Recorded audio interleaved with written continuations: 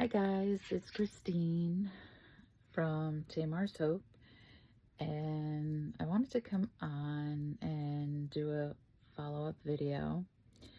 And if you are new, welcome. My name is Christine, and I am the founder of Tamar's Hope.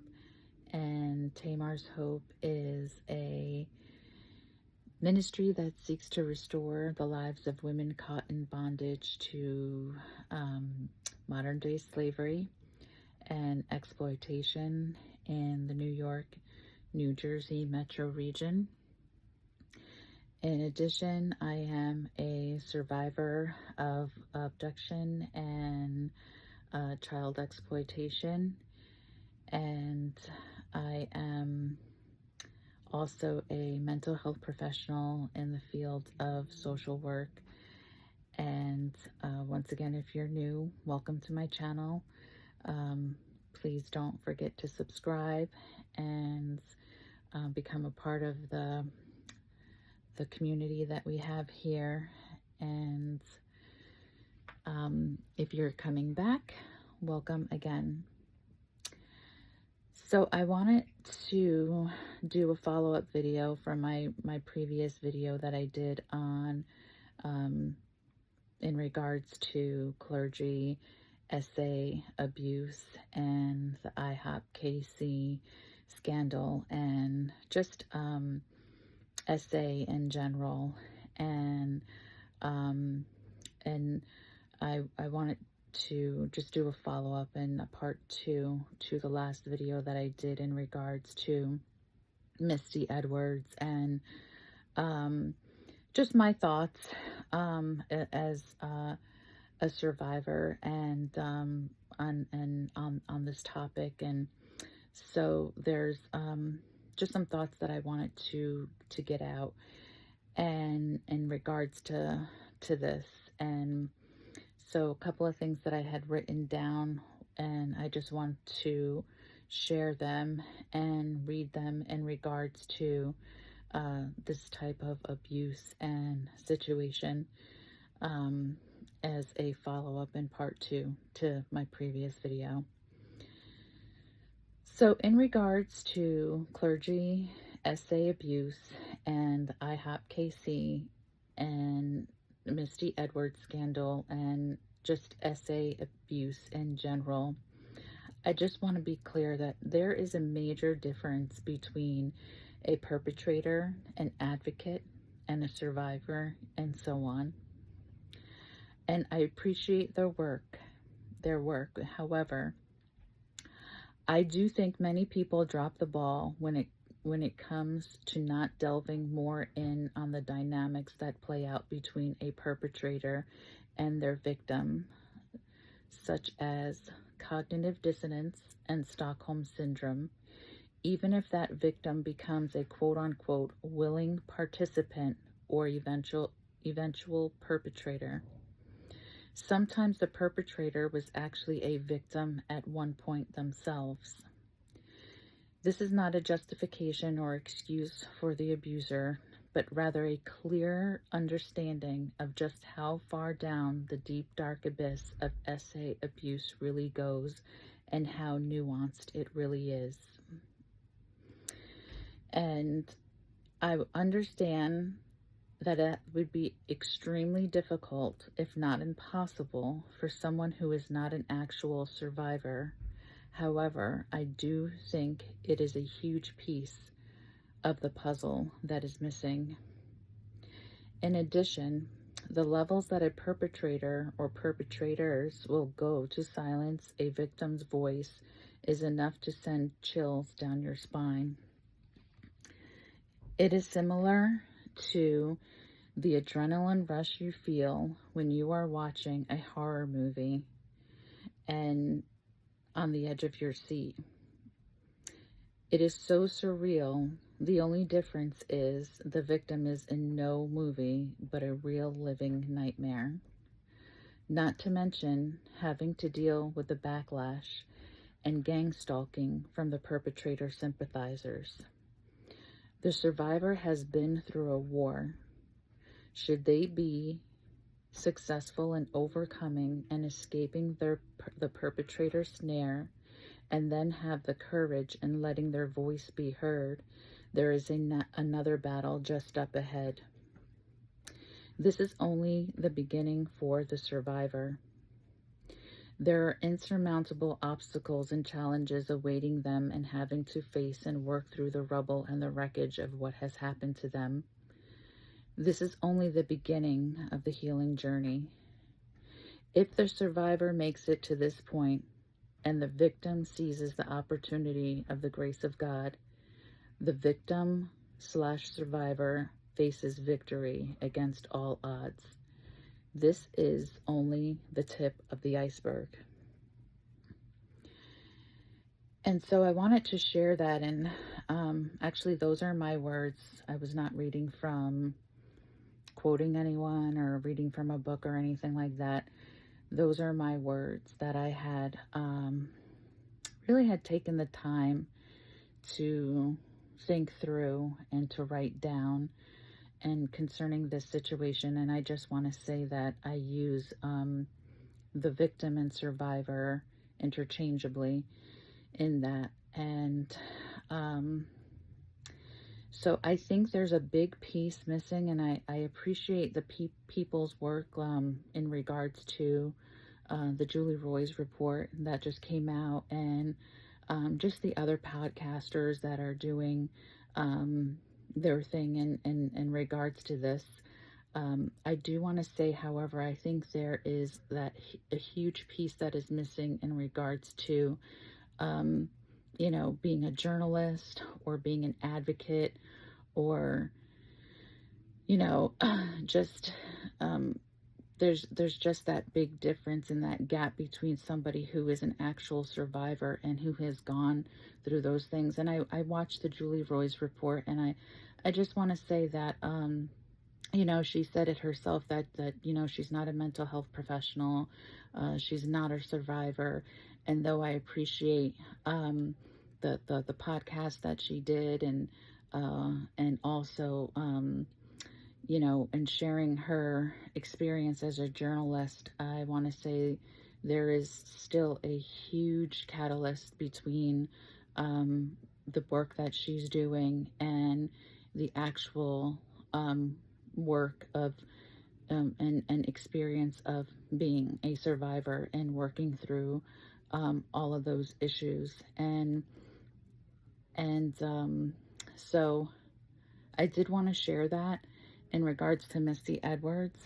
And like I said, it's really just to give a clearer understanding of the dynamics and the nuances that play out between a perpetrator and a victim, and their relationship, and just really how nuanced it is, and just how deep and dark and down this whole abyss of SA abuse actually goes. And so I know in my experience, I believe my actually, I know my perpetrator was he was SA abused. And I shared in that video also that I believe that Misty Edwards, even though she might have crossed over into the line as a quote unquote willing participant, or even possibly perpetrator, I want to make it clear that, a victim has always been a victim at one point, and that they can turn into a perpetrator through unhealed trauma and through just their own the own way that they're wired personally. And so but I do believe that they need help as well. And it's important to see all facets and all sides of this topic, because it's not just, one layered, it's multifaceted. And I think that was a big part of even what, other advocates are saying, and what they're talking about and what they're sharing. And So I wanted to share that, and I wanted to share that in that video. I also said that I believe that Missy Edwards was possibly abused by even Mike Bickle. I shared a word that I got a couple of years back, and I believe it was from the Holy Spirit. I believe that, that was such a random thought that I had, just questioning whether she had been abused by him, that just came out of nowhere. And that doesn't usually happen to me.